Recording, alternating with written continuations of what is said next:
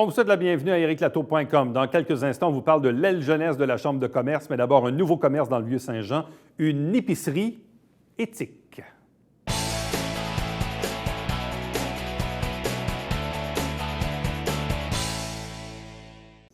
Dans quelques jours à peine, soit le vendredi 15 novembre, on va procéder à l'ouverture d'un nouveau commerce dans le centre-ville de Saint-Jean-sur-Richelieu, sur la rue Champlain, non loin de la rue Saint-Georges, chez Ampin, une alternative au supermarché. On en discute avec l'un de ses copropriétaires, Daniel Hacherel. Bonsoir et bienvenue. Bonsoir, merci. Qu'est-ce que c'est chez Ampin? Chez Ampin, en fait, ça fait 1 an et demi qu'on réfléchit à la chose, puis c'était de réinventer l'épicerie bien humblement.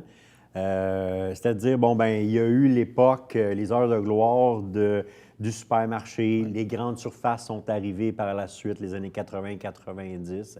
À une époque, en fait, pas si lointaine, on s'en souvient, hein, tous les deux, où le suremballage, les produits biologiques, l'épicerie en ligne, le prêt à cuisiner, c'était beaucoup moins là, le prêt à manger, à peine. Et puis, là est arrivé, il y a eu une transformation, nos intérêts, nos préoccupations ont changé. Puis là, comment on peut faire aujourd'hui pour répondre aux besoins puis aux préoccupations des gens, puis en même temps en demeurant très efficace, très efficient, parce que comme tout le monde, comme toi et moi, le temps, on court après, on n'en a pas. Donc, comment s'assurer d'être efficient dans toutes ces tendances-là? Est-ce que la première question, c'est aussi de valider le potentiel ici même dans le centre-ville? Parce qu'il y a de cela une certaine époque, on a eu pendant très, très, très longtemps des épiceries. Bon, évidemment, dans les années 60, il y avait le Steinberg à côté, mais même dans les dernières années, on avait le métro sur Jacques-Cartier. Et quand ça a fermé, tout le monde était un peu peiné de voir l'épicerie quitter le centre-ville. Tout le monde se disait, avec la revitalisation, souhaitons un jour qu'il y ait une épicerie finalement qui revienne. Est-ce que ça s'inscrit aussi dans cette idée de remettre dans le centre-ville, de remettre dans le vieux une forme d'épicerie ou de supermarché, si on veut? Clairement, et moi et Marc-André Roy, mon partenaire dans le projet, on est très attachés au centre-ville. Donc, ça faisait effectivement partie de l'équation. En même temps, si le métro Richelieu, à la fin, a fermé ses portes, à l'époque, il n'y avait pas l'épicerie en ligne. Il n'y avait pas plusieurs aspects.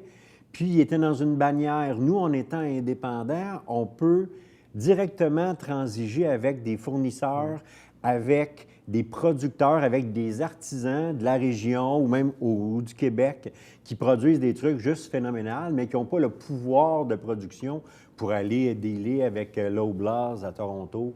Ils n'ont pas ce pouvoir-là, mais ils font des trucs juste extraordinaires.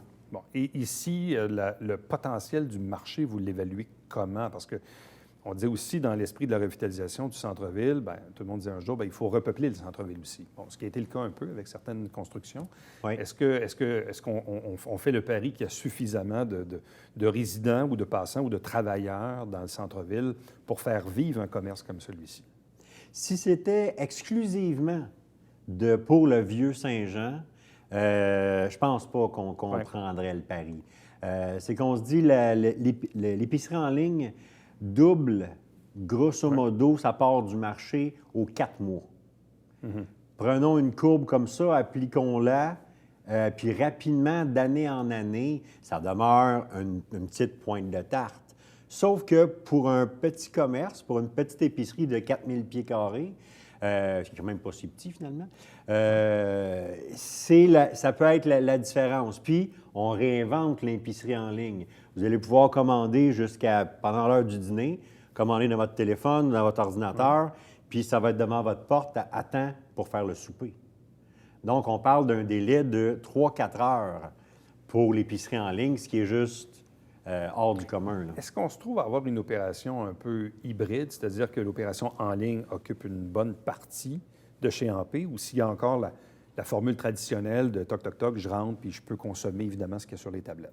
Il y a les deux, puis hybride est un bon terme dans le sens où on a fait créer pour nous, en fait, parce que ça n'existait pas, une plateforme qui nous permet de gérer les intrants et les sortants et la transformation des intrants. Ouais. Une caisse de tomates, les sites Internet, c'est fait pour acheter des casquettes, revendre des casquettes. Ouais. Nous, Il faut gérer une caisse de tomates, il y en a 24 dedans, il y en a qu'on vend en épicerie, il y en a qu'on vend en ligne, il y en a qu'on coupe en morceaux, il y en a qui vont dans une recette, on a des pertes. Donc, les plateformes de transactionnelles ne sont pas habituées à ça. Sauf qu'on l'a fait créer, ce qui nous permet de gérer notre inventaire. On n'a pas deux inventaires. Il n'y a pas un inventaire en ligne puis un inventaire réel. C'est le même. Donc, un hybride, oui, effectivement. OK.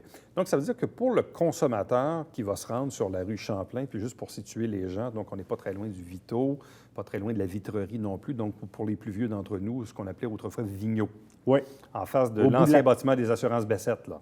Au bout de la place du marché. Au bout de la place du marché, sur la rue Champlain.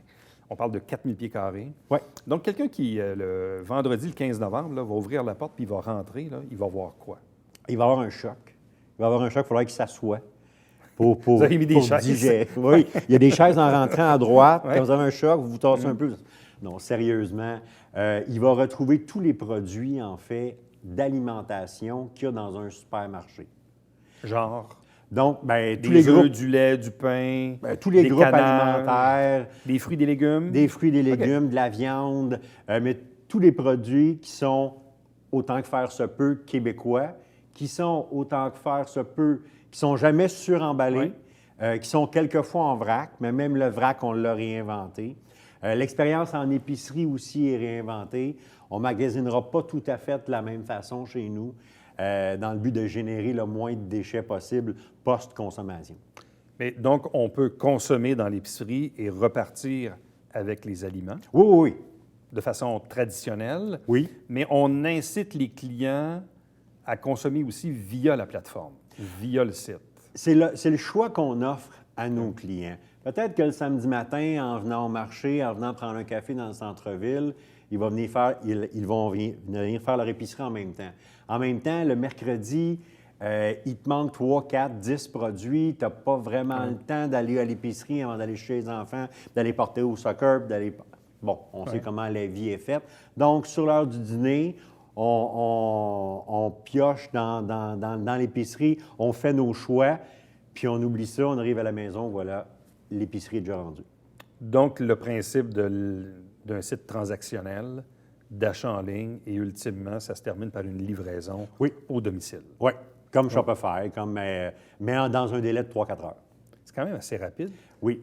Avez-vous mesuré, je présume que oui, mais la faisabilité de l'exécution de tout ça? Parce que, bon, là, vous avez le plan, là, vous êtes en installation, vous allez être en démarrage, là, les gens vont essayer, tout ça, vous allez vous réajuster probablement aussi, c'est normal, mais comment anticipez-vous le début ou les premiers jours ou les premières semaines?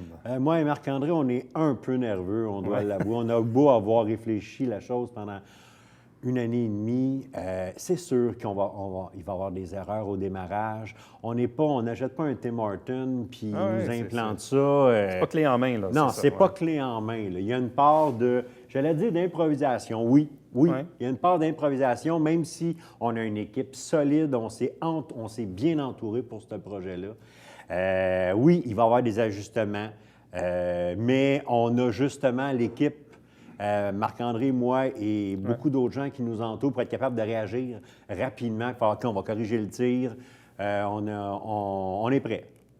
L'épicerie comme telle, physiquement, sur Champlain, sera ouverte à quel moment? 7 jours sur 7. À partir du vendredi, donc 15 novembre, comme tu l'as dit. Donc, 7 jours sur 7, de 9 à 8 à 20 heures en semaine et de 9 à 19 la fin de semaine. Il faut les couvrir, ces heures-là. Hein? Oui. Avec la pénurie d'emploi, pénurie de main-d'œuvre, pardon, c'est pas trop difficile, oui? Je la vis dans un autre contexte qui est très dur à embaucher des gens. Mais le projet passionne, le projet intrigue, d'avoir une épicerie éthique, de dire de toutes les valeurs qu'on met en place, la mission de l'entreprise, ça allume les gens, les futurs employés aussi et les employés, parce qu'on a déjà la majeure partie de l'équipe embauchée. Bon. Gérer aussi, travailler dans le monde de l'alimentation, c'est aussi, puis c'est un peu comme dans la restauration, c'est-à-dire que parfois, il y a de la perte, hein, forcément. On a des aliments qui sont périssables, malheureusement. Ça fait partie de la vie. Ça aussi, c'est un apprentissage dans la gestion. Des fois, on en commande trop. Des fois, on n'en commande pas assez. Je parlais d'erreurs. s'ajuster, hein. Ah oui, Ouais. je parlais d'erreurs tantôt, là. Des erreurs d'incommande, c'est clair qu'on va en faire, là. Malheureusement, on va arriver à un moment où, Colin, on manque de tomates.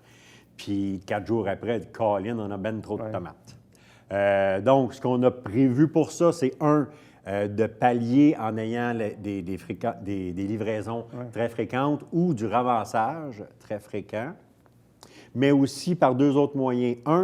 On parle à nos voisins qui sont restaurateurs, qui sont propriétaires de bars, de faire un partenariat avec eux, de dire, bien, travaillez avec nous, utilisez-nous comme garde-manger virtuel, ce qui va nous permettre d'assurer une fréquence, d'assurer une rotation des produits, d'assurer la fraîcheur des produits. Puis l'autre, un nouveau concept, là, on a entendu parler peut-être, le flash food.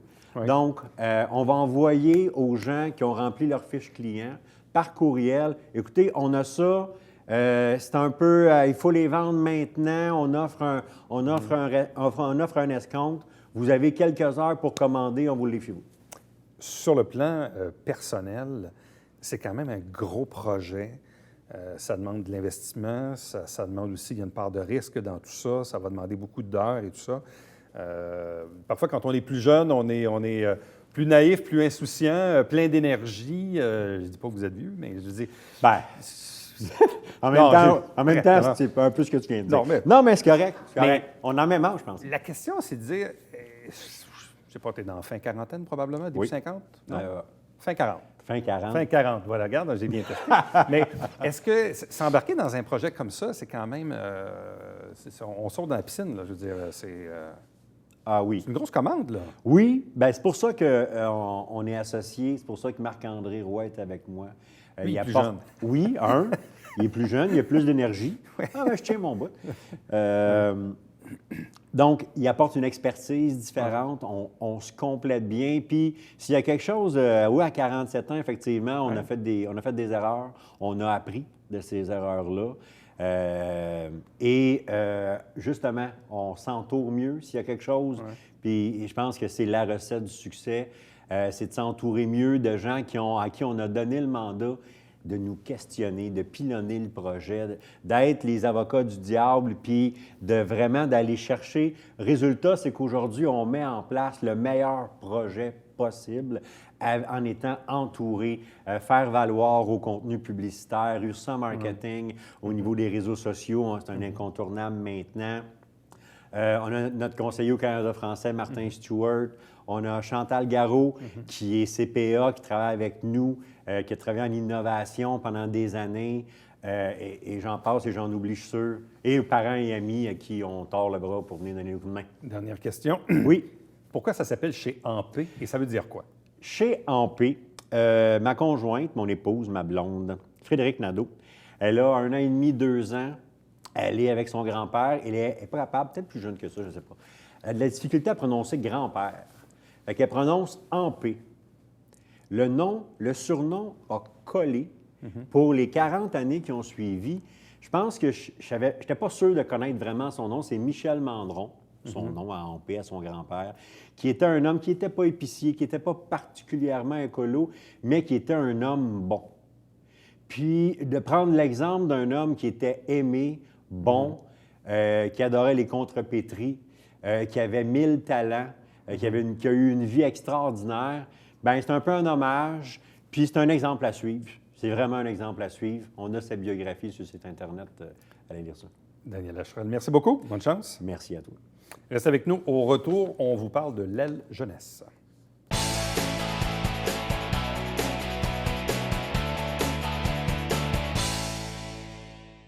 Mesdames et messieurs, bonjour et bienvenue à la Justice entre nous. Mon nom est Serge.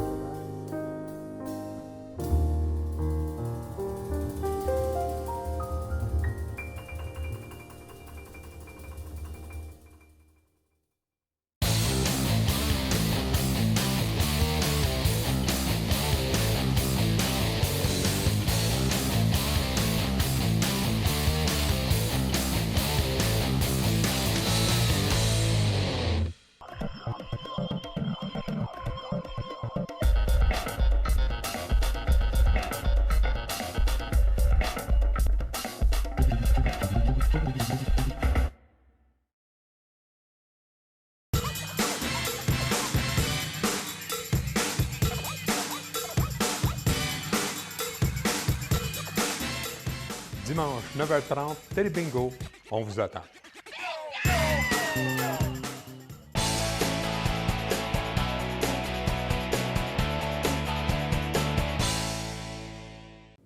Parlons du lancement d'activités de la saison 2019-2020 de l'aile jeunesse de la Chambre de commerce et de l'industrie du Richelieu avec son président officiel, Yann Roussel. Bonsoir et bienvenue. Bonsoir. Donc, l'aile jeunesse existe depuis environ 5 ans. Donc, vous en êtes le président maintenant de façon officielle. Vous y militez depuis 2017 aussi. Et on sent, et probablement de par la nature même des membres de l'aile jeunesse, beaucoup d'entrain, beaucoup d'engagement, beaucoup d'activités, beaucoup de participation. Bref, on sent que l'aile jeunesse est très, très, très vivante actuellement. À quoi on attribue, dans le fond, ce degré d'implication des membres? En fait, je dirais que l'aile jeunesse, depuis les 2 dernières années, a grandi beaucoup. Le conseil d'administration, le comité de l'aile jeunesse, en fait, c'est des jeunes entrepreneurs de la région qui croient en l'entrepreneuriat, qui aiment se réunir pour promouvoir l'entrepreneuriat, les jeunes entrepreneurs de la région, combiné à une permanence de la Chambre de commerce et un conseil d'administration de la Chambre de commerce qui nous appuie de plus en plus et avec, je dirais, avec vigueur. Donc, on est chapeauté et encadré de tous bords, tous côtés. Et le comité tient mordicus à l'entrepreneuriat à Saint-Jean et veut une relève d'affaires. Bon, parce que vous avez aussi en cours sur une année, disons, vous avez quand même plusieurs activités maintenant, puis des activités qui vont bien, auxquelles les gens participent beaucoup. Bon, récemment, vous avez fait le lancement à la station de 900 sur Séminaire, où on faisait un peu la nomenclature des événements. Mais dans une année, l'aile jeunesse organise quoi comme activité? Ça varie d'une année à l'autre, mais on varie entre 7 et 10 activités. Donc, on parle de, bien sûr, nos 2 soupers tournants qui sont les incontournables pour pouvoir réseauter, rencontrer des nouvelles entreprises, conclure des beaux partenariats. On a le Start-up qui vient tout juste de terminer, où on a encore élu un gagnant là, et un coup de cœur là, avec 2 belles entreprises de la région. On a d'ailleurs 2 entreprises de créer avec le Start-up depuis, c'était notre 3e édition cette année, 2 entreprises qui vont bien, qui sont encore actives. On a la nouveauté, la bourse Coup de pouce, qui va être de retour encore cette année. Donc, c'était notre première édition cette année lors du 55e gala. On a lancé la bourse Coup de pouce, qui est une bourse financière qui est donnée par l'aile jeunesse pour un jeune entrepreneur pour lui permettre d'accroître son entreprise, d'ajouter un nouveau service. Donc, ça va être de retour encore cette année. On espère, bien sûr, augmenter le montant de la bourse d'année en année. Donc, c'est à peu près un 7 à 10 événements dans l'année. Et à ça s'ajoutent toujours des imprévus, des incontournables. Donc, l'année passée, on s'est fait approcher justement par le regroupement des jeunes chambres de commerce pour être l'hôte du congrès annuel du regroupement des jeunes chambres de commerce du Québec. Donc, c'est 28 ailes jeunesse et jeunes chambres de la grandeur du Québec qui sont venus à Saint-Jean pour le congrès annuel, l'Assemblée générale annuelle du regroupement. On a eu aussi une mission commerciale au mois de mars avec 10 entrepreneurs issus de la diversité qui cherchent une ville pour implanter leur entreprise, qui sont venus faire une opération de séduction à Saint-Jean, opération qui a été réussie. On les a fait visiter le vieux Saint-Jean, on les a fait visiter des belles entreprises. Donc, c'est des activités qui s'ajoutent à notre programmation qui, à la base, ne sont pas prévues, mais qu'on accueille les bras ouverts. Là. Bon. L'aile jeunesse, ça s'adresse principalement aux 35 ans et moins. Le jour qu'on a 36 ans, il se passe quoi? En fait, c'est 36 ans et moins. Ah, c'est 36 et moins, 30, okay. Donc, c'est 36 ans et moins un jour. Oui. Officiellement, en fait, l'aile jeunesse, dépendamment, il y en a que c'est 40 ans, d'autres, nous ici, c'est 35. En fait, on dit toujours, on est les mêmes membres, donc la Chambre de commerce ou l'aile jeunesse. Les activités aile jeunesse, c'est des activités qui sont propulsées par l'aile jeunesse, donc sont propulsées par des jeunes entrepreneurs, mais les activités sont toujours ouvertes autant aux membres réguliers qu'aux membres jeunesse. Je vous dirais que c'est environ 50-50 notre taux de participation. Oui, quand même. Et c'est parfait ainsi. On a réussi à créer ça, à attirer les membres réguliers à nos activités. Donc, des activités un petit peu plus pépées, si on peut dire. On a souvent un petit peu plus de musique, on a un petit peu plus d'alcool. On reste quand même dans les jeunesses. Le but, c'est de créer des liens d'affaires entre les jeunes entrepreneurs qui démarrent et les entrepreneurs qui sont bien établis ici, créer des liens d'affaires et échanger sur les bonnes pratiques. Oui, mais c'est important de le dire parce que donc, c'est pas parce que l'aile jeunesse organise un événement que si on a 35 ans et plus, on n'y va pas. Là. Non. Au contraire. Au contraire. Donc, il peut y avoir des événements organisés soit par la Chambre elle-même ou par son aile jeunesse, mais dans les 2 cas, tout le monde est invité. Exact. Dans les 2 cas, tous les membres et les non-membres sont invités. Même les gens qui sont non-membres sont les bienvenus. Le but, c'est vraiment de réseauter, de créer des liens d'affaires, des beaux partenaires et échanger sur les bonnes pratiques. Bon, je ne me rappelle pas des derniers chiffres, mais il me semble de mémoire que la Chambre de commerce, en gros, c'était quoi? À peu près 700 membres, peut-être plus ou moins. Mais de ce nombre, il y en a combien qui appartiennent à l'aile jeunesse, proprement dite? Avec l'année qu'on vient de terminer, on était à peu près 80 membres jeunesse, donc des membres qui sont, dont leur principal dirigeant est de 35 ans et moins. Et dans nos objectifs, là, on veut bien sûr l'augmenter. C'est sûr que nos membres, on les perd rapidement là, au profit de la Grande Chambre, et c'est tant mieux. C'est la relève d'affaires qui Oui, parce que là, forcément, ça vous impose un roulement, c'est-à-dire que... Oui, vous avez 80 membres, mais on s'entend qu'à chaque année, il y en a quelques-uns qui franchissent la barre du 35 ans et qui, là, versent de l'autre côté de l'axe. Exactement. Donc, ça demeure assez difficile d'augmenter notre nombre de membres jeunesse. Ça sous-entend qu'il faut qu'il y ait des nouveaux entrepreneurs qui démarrent à Saint-Jean. Le Start-up, c'est une bonne occasion pour nous d'en découvrir des nouveaux. Et notre but, c'est bien sûr d'augmenter notre nombre de membres jeunesse, mais aussi d'assurer que les membres qui sont avec nous, ils prennent plaisir au réseautage, à échanger et une fois qu'ils ont atteint leurs 35 ans, qui renouvellent leur membership, mais qui transfèrent au niveau de la Chambre régulière. Bon. Parce qu'on le voit, dans certains cas, c'est des nouvelles entreprises. Dans d'autres cas, même, c'est des successions d'entreprises aussi. Donc, on est rendu là, forcément. L'histoire de certaines entreprises à Saint-Jean-sur-Richelieu font en sorte qu'il y en a qui sont à la 2 ou à la 3e, même 4e génération dans certains cas. C'est plus rare. Mais quel est le regard que les jeunes gens d'affaires ont sur l'économie d'aujourd'hui? C'est une question très large, mais moi, je me rappelle, puis c'est pas si loin que ça, mais il y a 20-30 ans, je sais pas, on franchissait l'autoroute 10 pour aller à Brossard et c'était comme un lèse-majesté, c'était épouvantable. Puis aujourd'hui, quelqu'un de 35 ans et moins, il est ouvert sur le monde, il est ouvert sur la Rive-Sud, il est ouvert sur Montréal. Bref, moi, je trouve que le phénomène des frontières est de moins en moins là. Je ne sais pas si c'est une perception que j'ai, mais... Bien, en fait, oui, le phénomène des frontières est moins là, mais les gens sont attachés à leur région. Les gens veulent développer des belles entreprises, des grandes entreprises, mais veulent développer dans leur région.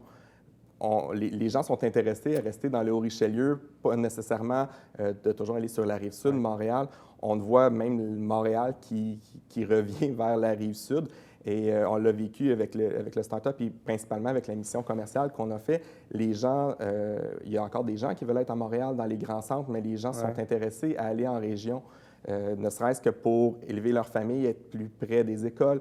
Donc, on a quand même une belle relève entrepreneuriale dans le Haut-Richelieu. Les gens perdent beaucoup de temps dans les déplacements, les transports. Donc, si on est capable de s'établir ici et de travailler ici... De travailler d'ici, oui, aller chercher les enfants à l'école après, c'est plus facile. Et ultimement, peut-être même combler les fuites commerciales. Parce que si les gens vont magasiner à l'extérieur, c'est donc que le produit ou le service n'est pas disponible. Ça, c'est un autre enjeu, mais ça reste que c'est ça aussi, là.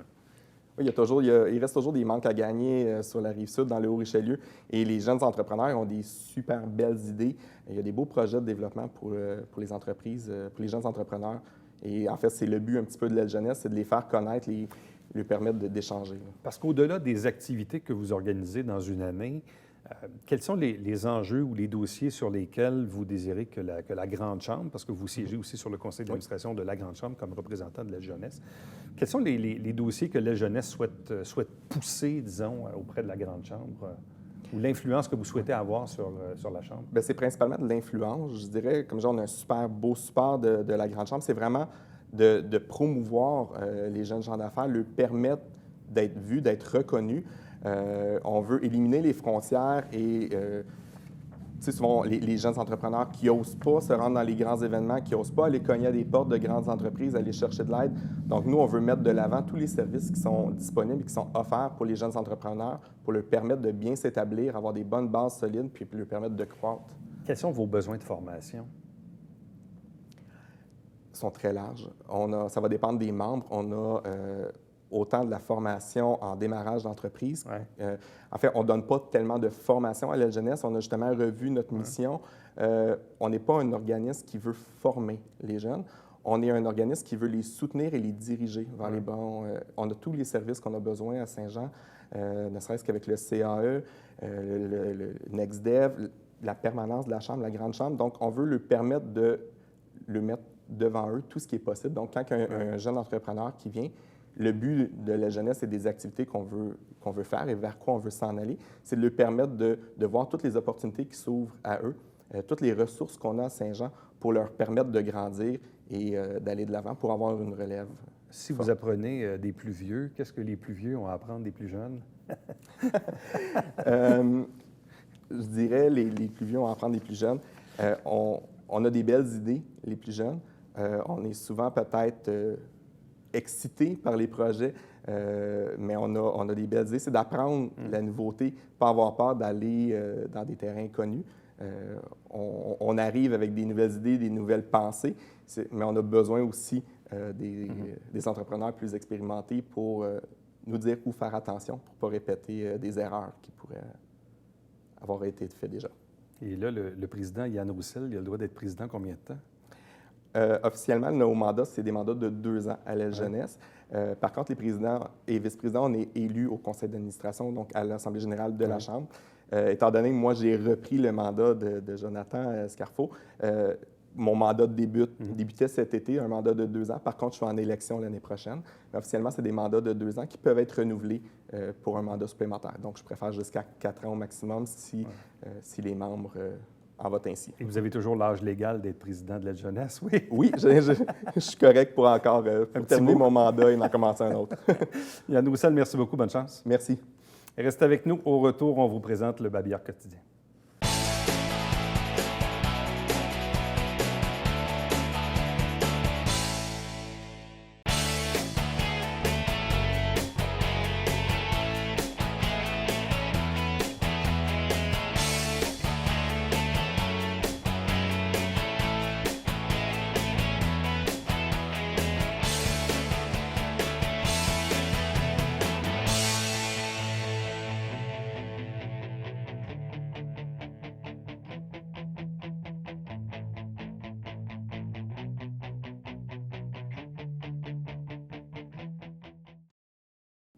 Petit rappel pour la première édition du Salon 50 Plus Vitalité. Là, c'est le 15-16 novembre à l'hôtel Qualité à Saint-Jean-sur-Richelieu. Donc, c'est un rendez-vous.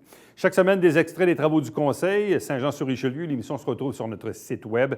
Et bien sûr, toutes les entrevues que vous retrouvez d'ericlateau.com se retrouvent également sur tvhr9.com. À demain. Bye-bye.